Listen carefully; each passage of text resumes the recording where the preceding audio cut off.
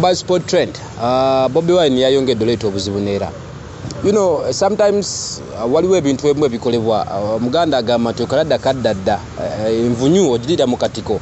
efulumirayo wansi ng'omaze kufa. Bino bye bizibu ebigenda mu maaso. Bobi Wine wakati mu mbeera ng'ali mu celebrating oluvannyuma lw'okukola successful concert yabadde success mu UK gye bali bamubaninze okumala emyaka egiwerako ddala nga talinnyayo nga tayimbayo takolayo kintu kyonna kyonna. Wabula sanction eno ban yamugibwako oluvannyuma era yagenze n'akola show yabadde successful nnyo amwagirabye nga bwe yabadde. Wabula ate ebizibu bye yavudde eri tebyalese Uganda kyekimu olw'ensonga ate speaker ye Anita Among kyekyamuviiddeko obuzibu. Twogera kati speaker Anita Among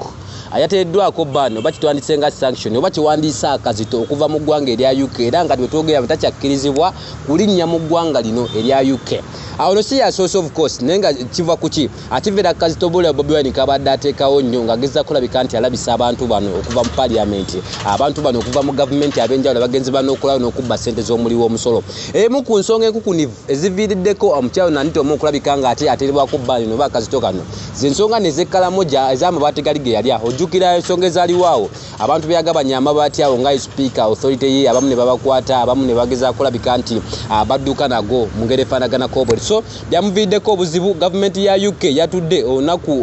ebbanga etayiri awala. Speaker wa ggwanga Uganda omukyalo Anita Among yateeddwako sanction era nga takyasobola kugezaako kulabika nti akkirizibwa okukola business yonna mu ggwanga erya UK, okutambula ebigere bye oba okulinnya ebigere bye mu ggwanga erya UK, okukola related business yonna ne bwe ba bank nenga eri mu ggwanga lya UK kitegeeza takyakkirizibwa kukola nayo. Sanction eno gwatagimanyi si kitegeeza singa ensi ekeera ku makya katugeze Uganda, singa Uganda ekeera ku makya nekuteekako sanction oba nekuteekako akazito negamba nti kati fenge eggwanga Uganda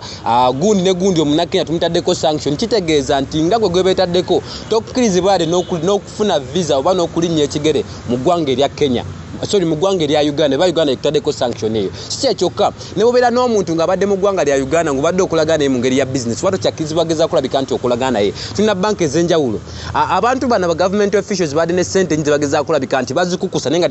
tebazitereka mu banka zino ezawaka wano mu ggwanga Uganda nga bazitereka mu nsi ziri ez'ebweru. Ensi ebe kutaddeko sanction kitegeeza wato kyakkirizibwa kugenda nakolagana ne banka ezo ezimu zekolagana nazo. UK Deputy Foreign Secretary avunaanyizibwa ku nsonga ezase engwira mu ggwanga ye ya UK Andrew Michel yalangiridde sanction eno era n'agamba nti ng'eggwanga erya UK tukkiriziganya ku nsonga emu nti speaker wa parliament tumutaddeko sanction oba ban takyakkirizibwa kulabika nti alinnya mu ggwanga. Wabula si yekka alina ne banna abalala basatu be bateeddwako ban eno nabo bakozesa mulina omukyala Agnes Nandutu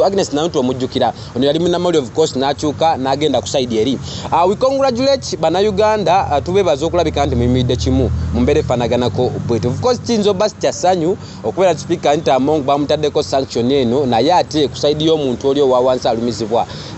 kyandiba nga kimuyamba olw'ensonga nti kijja kubeera nga alert message eweerezeddwa eri ababaka bali abalala bali bateekateeka okulya ssente z'omuliwo omusolo okulya ssente z'Abannayuganda. Amabaate gano gaali gakuyamba abantu b'ekkalamoja agavuddeko obuzibu kati obugenda mu maaso oba okulabika nti kati bano abamu bateereddwako n'ebbaani n'akazito kano okusinza mu nsi ez'endala. Ojjukira nti baalya enkumi n'enkumi z'ambaati. Jjukira kalamoja abantu abali mu kufenjala mu kaseera kano wakati nga tumaliriza kikyakulya olinaavayo n'abeera openly ne confident enough okulabika nti ataakozesa ssente zaabwe mu bintu ebirala zikyanolinga mu bintu ebirala. So kuno kubeerenga kuwoninga eri abalala bonna. Bobi Wine tumwebaza kubanga of course yagezaako kulabika nti alwaninga n'okusimbawo nnyo eddoboozi okulabika nti bano abantu bano basasulira ebibi bye bakoze. Alabisiza ekimala omujjukira nti abadde akuba enduulu n'avaayo n'ayogera bannaye mutuyambe n'abawa obuyambe abawa eggwanga Uganda obuyambe mulekeraawo abasajja bemuwa ssente babbanzibe balyande ati balina kye bazikolamu okitegera nga teri muntu avaayo kulabika nti ayogera kiri evident. So ku mundi guno waba nga waliwo charge yatekingiddwa okulabika nti ne UK yabadde concerned atunamanya bigendererwa ki abili legit emabega wa UK okulabika nti yalese sanction eno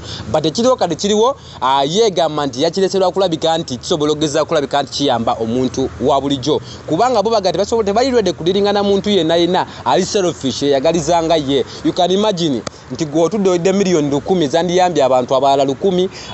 yamyo mtwalo n'omutwalo gw'abantu nayo zitutoze ezibisenga gwoka UK yegateri teri netegefu akuliringana abantu bafanaganako bwe batu bino bigenzo okugira mu kaseera kafanaganako bwe kati angembera yemu yakabera banga Sydney nga speaker we wa parliament ya Uganda Anita Among ayimira confidently mu parliament obuli awo nayogera ku nsonga ene y'ebisiyaga n'agamba nti no they shall not agree bagenda kukirizigana nsonga ya bisiyaga mu ggwanga Uganda waliwo endowooza ejja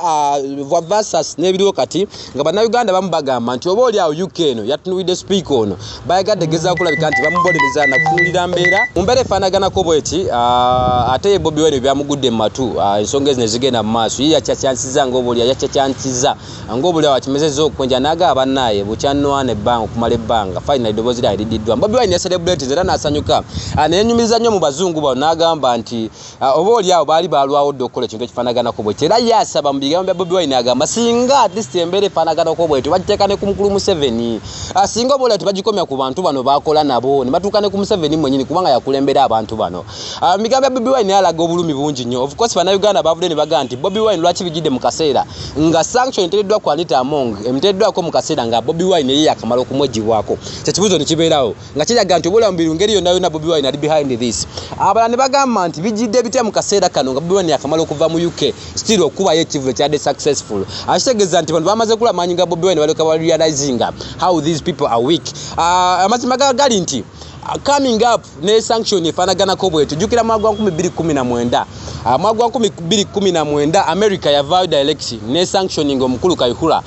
jukira abali website bimujukira abali ba following amawuli episode mujukira Kayihura bamutekako ban efaanaganako bweti rangi ya ntajiba amungu jibamutaddeko 2019 ne balimiriza Kayihura businesses zonna ziyala kwera mu ggwanga erya America zonna baziwamba accounts yataddeko sente mu ggwanga erya America ne baziteekako envumbo nga takyasobola kujjayo sente yade n'okuteeka kitegeeza singa eggwanga America liteeka sanction ku Kayihura nga badde alinayo busente mu mabanka ge side eyo zonna sente ezo ziba zifuuse za government ezeza kuba beetegere nti goli mubbi sente ezo zifuna mu mikono mituufu business zonna zoba olina mu nsi egyo bekutaliddwako envubo nazo ziba zigenda kutwalibwa kitegeeza gwe watoli muntu mulambulukufu so kati embeera efaanaganako bwetu Anita Among kino kigenda mukosa mu nsonga efaanaganako bwetu remember ono bawe Moses Magogo akulira FUFA y'omu ku basajja abadde badilingana zino directly because ensonga ya FUFA FUFA Federation zibadde oluziratinga n'abasajja bali directly olw'ensonga nti ekitongole kino kiduuka nnyo omupiira mu ggwanga Uganda kirina ensibuko yakyo kuva eri ate nga UK zimu ku nsi ezigezaako kulabika nti zivujjirira omusimbi mu mupiira guno okulabika nti FUFA esigale standing so babakera kubaca ne bateekawo envumba eno nga kitadde ku speaker Anita Among ne famire ye emukosa of course atali kuye nga ye muntu wabula n'abantu bonna abalwetedde abali attached kuye kabe mwana naye kiba kigenda mukosezaamu kabe taata kiba kigenda mukosezaamu kabe family abamanya Anita Among kiba kigenda bakosezaamu so kati akaseera akazigiziketunuidde ekaseera kabaawe ono Magogo president wa FUFA Magogo akaseera agenda tunulira akaseera akazibwe nnyo mbeera efaanaganako bweti singa bino ebyamukyalo bigenda mukosezaamu olw'ensonga abadde of course alina odiringa n'abasajja bali direct tasobola kubeewala olw'ensonga tubali ni collaboration n'enteekateeka ez'okulabika nti ate tuddukanya omupiira so ebya Anita Among tebinabeera birungi n'akatini mu mbeera efaanaganako bweti olw'ensonga nti kati wetwogera kyakkirizibwa ne bizinesi zonna z'abadde alina eri side eri mu ggwanga lya UK zonna zakwatiddwa account zadde yateekako ssente mu ggwanga lya UK zonna zaboweddwa ne banne babadde agezaako kulabika nti atambula bonna abamu ku abo mikwano gye bamanyi jjukira nti kati waliwo faces ziri open zetumanyi nti gundi ono adde mukwano gwono nnyo katugeze singa gwanda abo bamukwano gwange nnyo nga tutambula ffenna buli kiseera singa bakera ku makyale mantikako sanction baŋŋaana okuddamu okuyingira mu nsi emu naawe kiyinza okuaffecting olw'ensonga singa ogenda n'osaba visa sooka kufunira abantu kiba owangala nabo for example singa mba mukwano gwa speaker Anita Among nnyo nga tuli bakusegenyi batutambula ffenna batulaba nnyo ffenna buli kiseera asinga bamuteekako envumeno gyaliko nga nze nange njagala okusaba visa eyingira mu UK basobola okuginnyima not because nange baba ntaddeko envumbo but because bannekengera abantu bendiringa nabo they are not right people asigeza sigala kusana emikolo gimu gyatambula nabo wano abantu abamu bavideo ne bagezaako kulabika nti nabo batekinga response yaabwe of course members ba parliament abamu bavuddeyo nalabyeko oboth awo nayo ng'ayogerawo bagamba nti no bantu ba UK bagambe nti balina nsonga naze boogerako because ensonga z'amabaati zaali zadda ziiseewo minister wa internal affairs nenamulabyekaawo naye ng'ayogera ku side eri nga ye agamba nti naye ng'agamba nti government yani bali taking a charge n'ensonga za UK netabiyingiramu gundi ono Chris Balyomunsi Chris Baryomunsi nenda mulabyako naye nga avudde ne concern ye n'agamba nti nedda UK ereke government ye Uganda kuba yetongodde nga yo egeze kulabika nti taking a charge ku nsonga ezifaanagana bwe so because Uganda is an independent country of course and in authority ne moral authority okulabika nti taking a charge ku internal affairs zaayo okulabika nti ensonga ezikwataganako bwe zihandolinga nga yo tebetaga foreign assistance tebetaga buyambi kuva UK tebetaga buyambi kuva America okulabika nti bayingira ekyokubeera nti Anita Amongo nali corrupt bebiga bya Chris Baryomunsi yagamba nti ensonga z'okubeera nti Anita Amongo nali corrupt babirekere government ye Uganda bihandolinge nga yo abaleke kubiyingiza mu feeling unless nga balina issues ezaabwe nga bo ye bebiga bya Chris Baryomunsi byagamba nti unless nga balina issues zibatasobola kulabika nti ba airing out boogera directly as batunulire naye nga kisukuluma ku kino ekya Anita Amongo kulabika nti kya corruption anansonga za kula sente z'amabaati so bebyo biriwo Buzzsport 20 kwe tuli tugenda komawo ne part 2 ng'omukyawo na Anita Amongo naye yavudde ne yeewozaako mwana tutasirise busirisi